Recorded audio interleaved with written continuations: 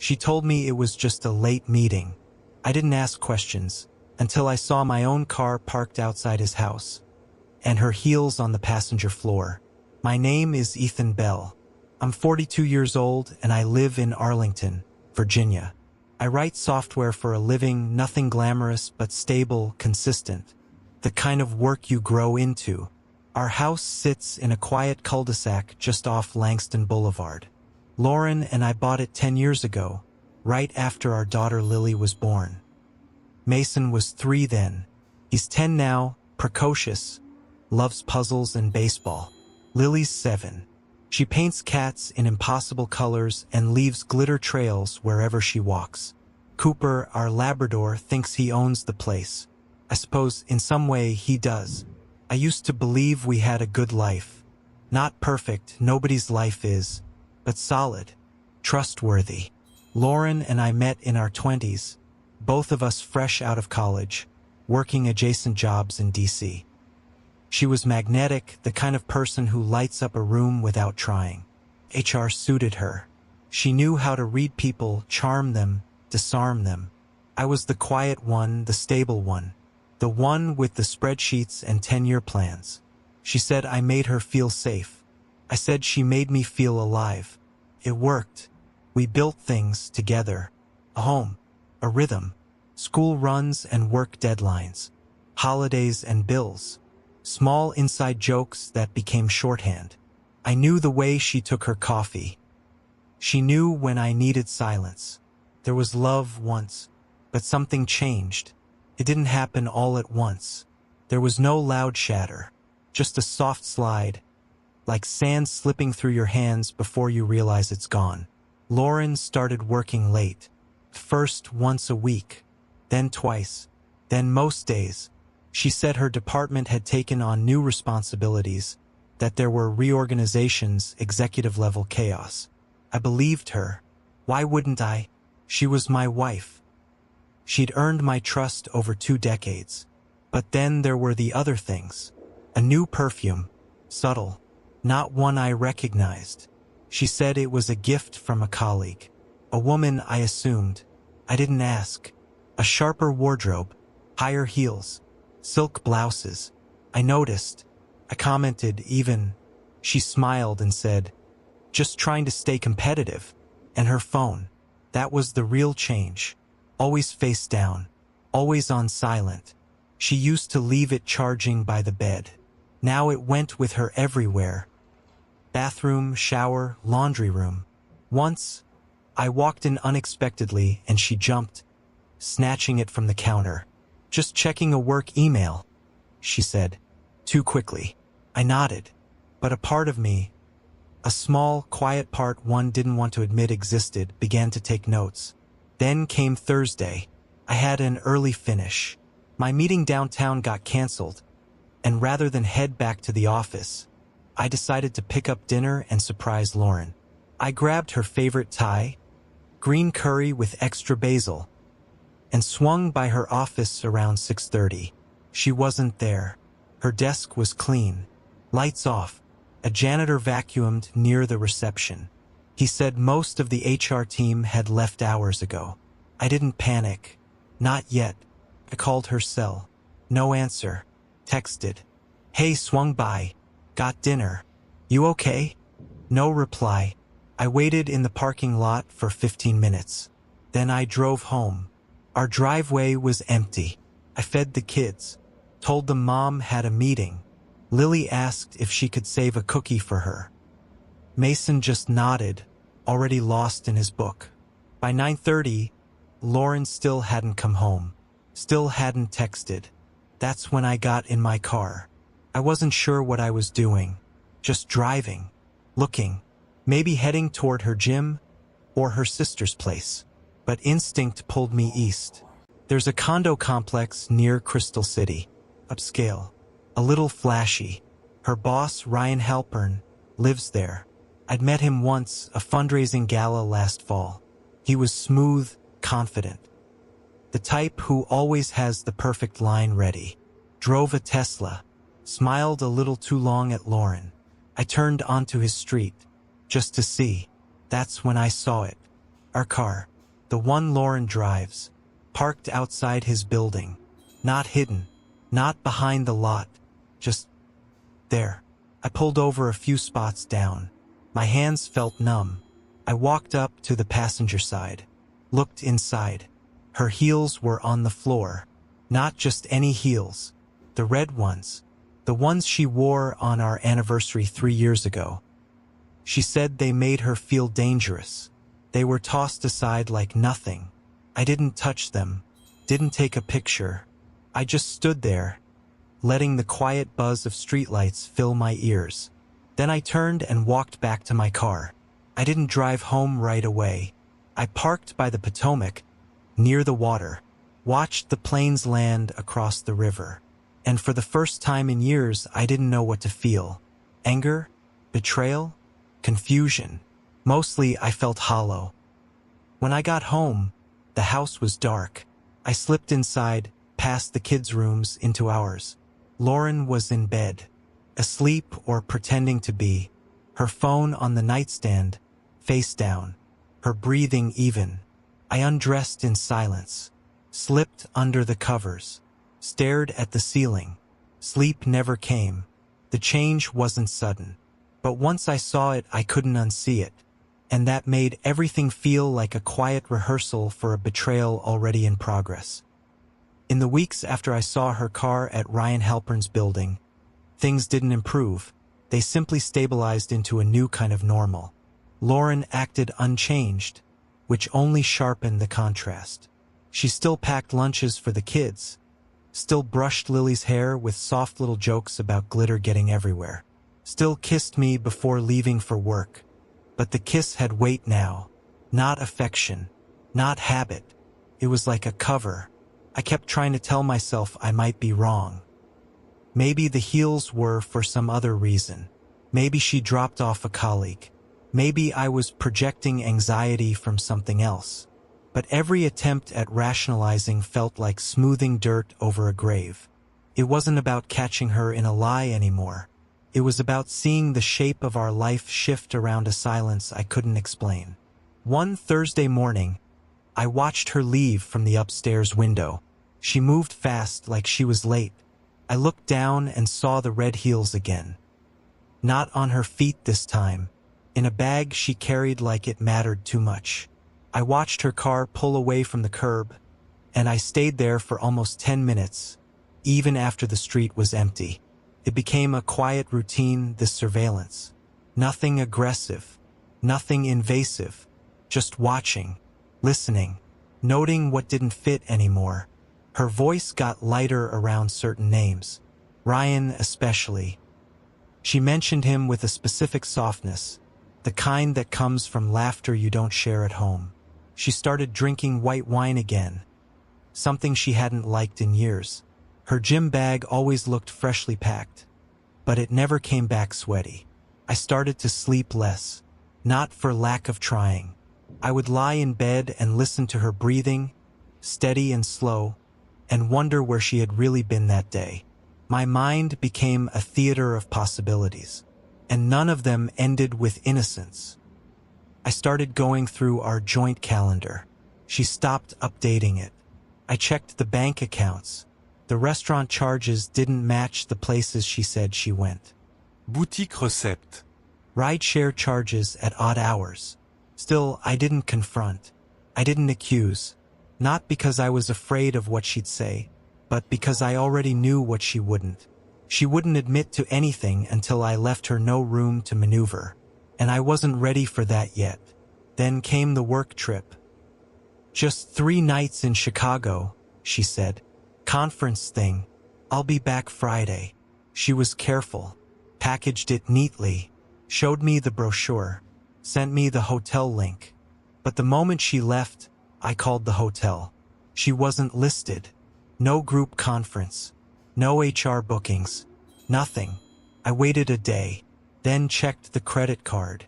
The charge was real. But it wasn't Chicago. It was a luxury boutique hotel in DC, 10 miles from our home. That night, I went to dinner alone. Sat at a corner booth and stared at my phone while the waitress refilled my coffee without asking. I didn't taste the food. I barely touched it. I was busy imagining her in a suite not far from where I sat, laughing at some inside joke that never came home with her. She came back Friday, said the hotel was cold, said she missed the kids. She hugged Lily too long, touched my cheek and said, "It's good to be back." I almost believed her. The next day, I drove to Ryan Halpern's building. I parked across the street, just like before. The doorman changed since last time. Younger guy. I slipped him a 20 and said I was meeting Ryan, but I lost my phone. Just needed to know if he was in. He looked at me for half a second and said, "He's got company." "But yeah, he's up there." I nodded, walked away, drove home. That night, Lauren and I watched a movie on the couch. She leaned into me, asked if I wanted popcorn. I said no. My arm around her felt like a stranger's. I began keeping a notebook, not digital, paper, locked in my desk drawer. I wrote down everything, times, dates, phrases she used. I took photos of receipts. I copied text messages she left visible by accident. I was building something, not a case, a map, because soon I'd have to walk out of this labyrinth. And when I did, I wanted to remember every turn. By the time spring reached our street, I had stopped asking questions. I had stopped because questions are for people who want answers. I didn't want answers anymore. I wanted proof. Something outside of myself. Something immune to manipulation. To the ease with which Lauren could soften truth into suggestion. I began quietly. First, I synced her iCloud backup to an old device she'd forgotten. One of Lily's cast-off iPads. I reset it, linked her account under the pretense of updating family screen time settings. Lauren never noticed. Every photo, every calendar update, every message she didn't delete fast enough. It was all there. Then I installed a secondary GPS tracker. Not just the tile I hid under the seat. This one was cellular, discreet, attached to the undercarriage of her car. A model built for long-term use, the kind law firms recommend when clients suspect something but can't afford scandal. I also reviewed our bank history, not just the joint accounts, the credit card she kept from her single days, the one she said she used for personal expenses. It showed late-night Uber rides, boutique hotels, wine bars she never mentioned, purchases that didn't match her explanations. And through all of it, she remained the same, laughing at the dinner table, asking me to fix the shower leak, picking up Lily from art class and waving at me from the driveway like nothing had shifted. But I had shifted. I hired someone. His name was Craig, a former state cop turned PI, now semi-retired and careful, recommended by a friend from college. Craig didn't judge. He just asked for a name and a date range. I gave him both. He nodded and said, "I'll be in touch." I spent the next few weeks pretending to sleep beside her, pretending to be surprised when she texted that she had late meetings, pretending to believe her stories about new departmental chaos. The lies got lazier. Or maybe she thought I'd stopped caring. Then one Tuesday afternoon, Craig called. "Got something for you. When can we meet?" We met in a coffee shop halfway between his office and mine.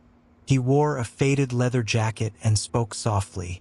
He handed me a flash drive. "That's your wife," he said.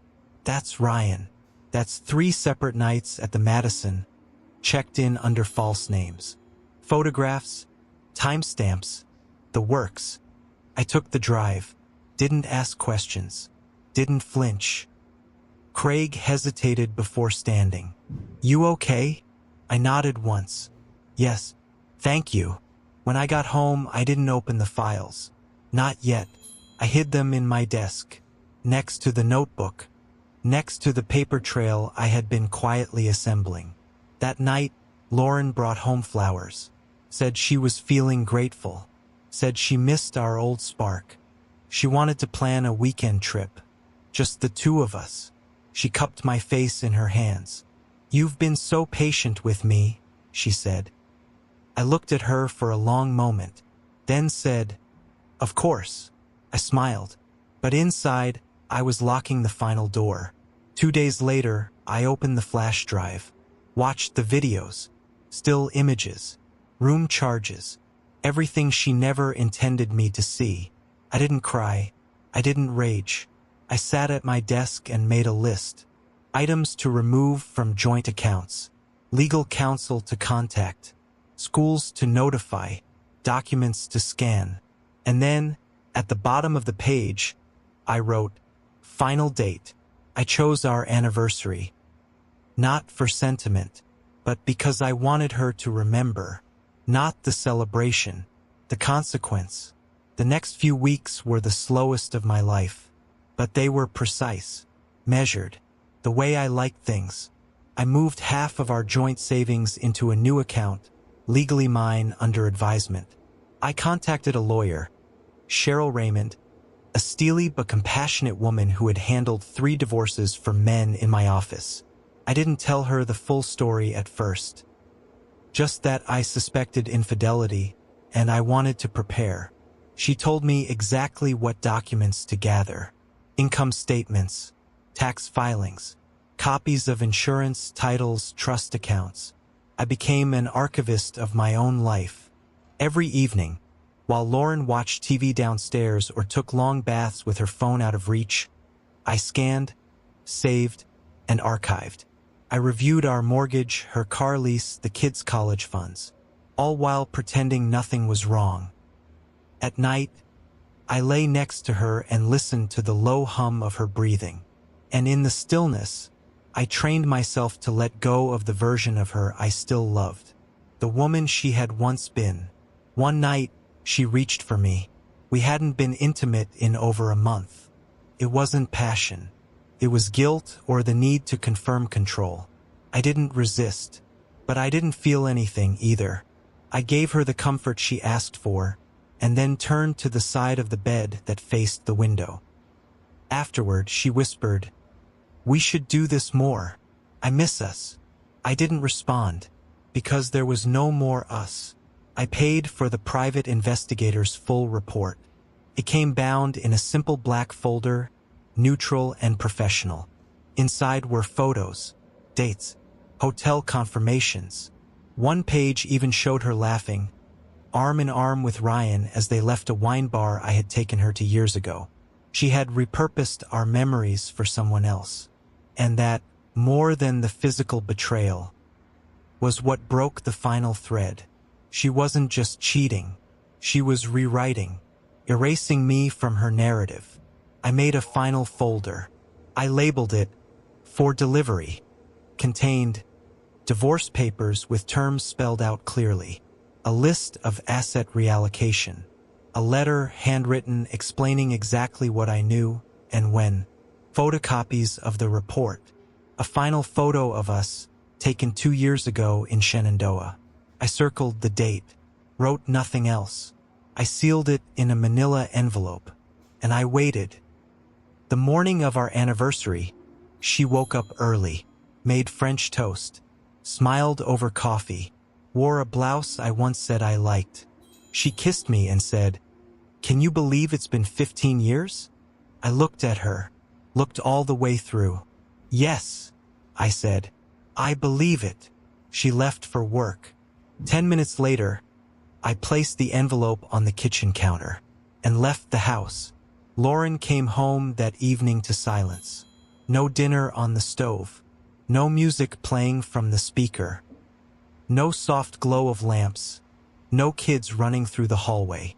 Just an envelope on the kitchen counter with her name in my handwriting. She didn't call right away.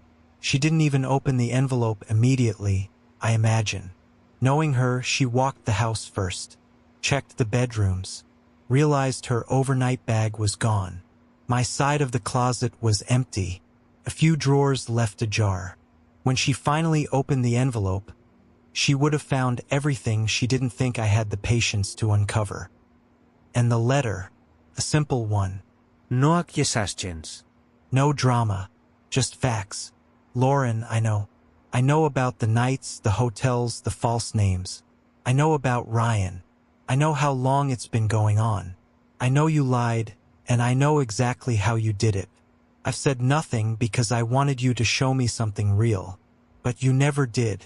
So now I'm done pretending. These are the papers. They are fair. More than fair. You have until Monday to respond. Ethan, she texted me within the hour. Where are you? Can we talk? Please. I didn't reply. She called. I let it ring. A second message came. You don't understand. It's not what you think. Can we at least talk in person? For the kids. I turned off the phone. I had rented a small Airbnb in Old Town Alexandria. Nothing dramatic. Just a clean space, neutral. It had a view of the river, and I sat by the window watching the boats move in silence. Cooper was with me. The kids were with my sister as prearranged. I had made sure their transition would be quiet, gentle. Lauren never saw it coming, because people who believe they're the center of gravity never expect the orbit to shift. By Sunday, the calls slowed. The messages turned from panic to apologies, then bargaining, then silence. Monday morning, she responded through her attorney. The papers were signed. No contest. That evening, she showed up at the Airbnb. I didn't let her in. She stood at the door, rain soaking her jacket. Ethan, she said, you have to let me explain. I opened the door halfway. There's nothing left to explain. I made a mistake, she said. It got out of hand. But I love you. I never stopped. You loved what I gave you, I said. The life, the comfort. But you traded the rest for attention. She flinched. Don't do this. We have kids. We can fix this. We had 15 years. You chose to break it. Quietly, repeatedly, deliberately. She stepped forward. It didn't mean anything. I looked at her like a stranger. Then why did you protect it so carefully? She didn't answer. I closed the door. She stayed outside for a few more minutes, then left. In the weeks that followed, she tried to soften the edges. Emails, voicemails, a letter left at my office. I read none of them, not out of anger, but because she had already said everything in the silence of those months she thought I wasn't watching. The divorce finalized quietly, property divided, custody settled. She moved in with her sister, said she needed time to think. I didn't. I had thought enough. The house is mine now. The kids split time, but the space feels stable. They laugh here. Mason talks more. Lily draws pictures of bridges, and I keep everyone. Lauren still shows up. She tries. And maybe, for their sake, I let her. But for me, she stopped existing the moment I saw my car parked outside another man's door. The real ending wasn't in a fight. It was in the quiet decision to stop allowing her to occupy the life I had built with such care. Some nights, I still wake up and look at the empty side of the bed. But then I remember that sometimes silence isn't loneliness. Sometimes it's freedom, and I fall back asleep, unburdened, not because I won, but because I walked away without looking back.